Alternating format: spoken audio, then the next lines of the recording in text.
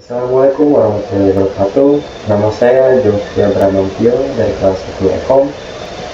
Kelompok 3, algoritma dengan entah, algoritma dan pemrograman. Di sini saya akan mempresentasikan penerapan dan penggunaan algoritma dalam kehidupan sehari-hari. Dari definisi terlebih dahulu. Definisi algoritma. Algoritma adalah suatu langkah atau metode yang disusun secara sistematis dan logis, digunakan untuk memecahkan suatu masalah dengan memberikan suatu instruksi untuk menjadi suatu tindakan. Fungsi algoritma. Fungsinya membantu menyelesaikan masalah secara sistematis dan logis, lalu dapat digunakan untuk menyelesaikan masalah yang kompleks, dan juga algoritma menjadi bagian terpenting untuk pengembangan perangkat lunak, dan terakhir memecahkan masalah bagi programmer.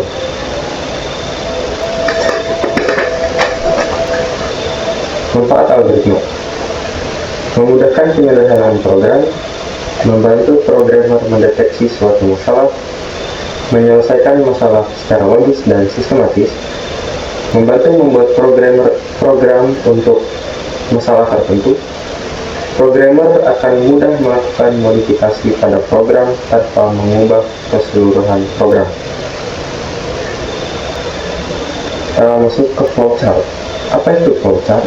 Flowchart adalah diagram yang menampilkan langkah-langkah dan keputusan untuk melakukan sebuah proses dari suatu program.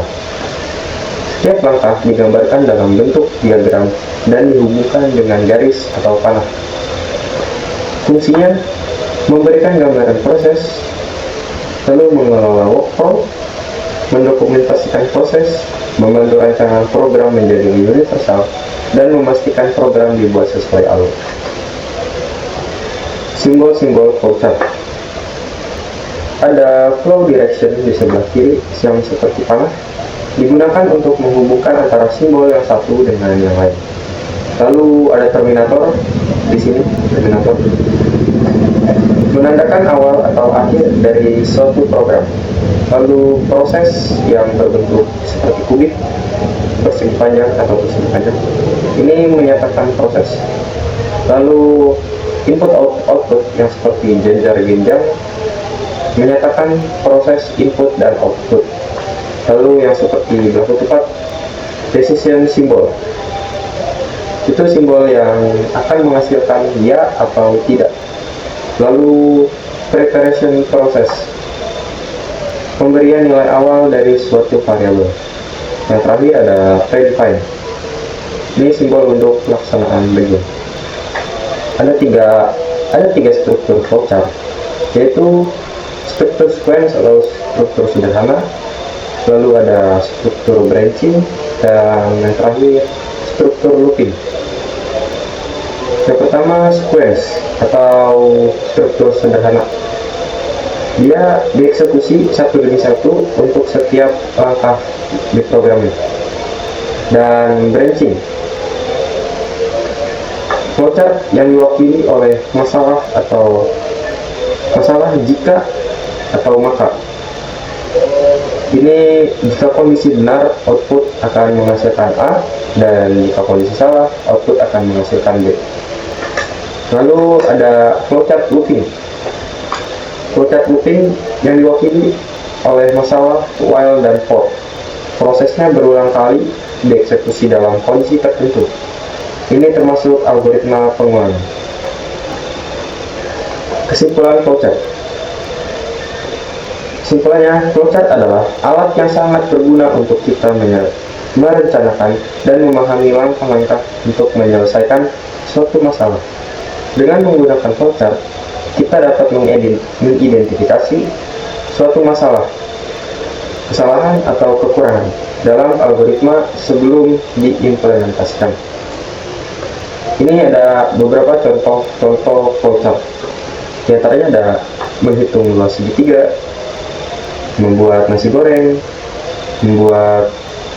menghitung luas persegi panjang, lalu memasak mie instan goreng, lalu mengirim surat melalui jasa kirim, membuat susu, membuat kue,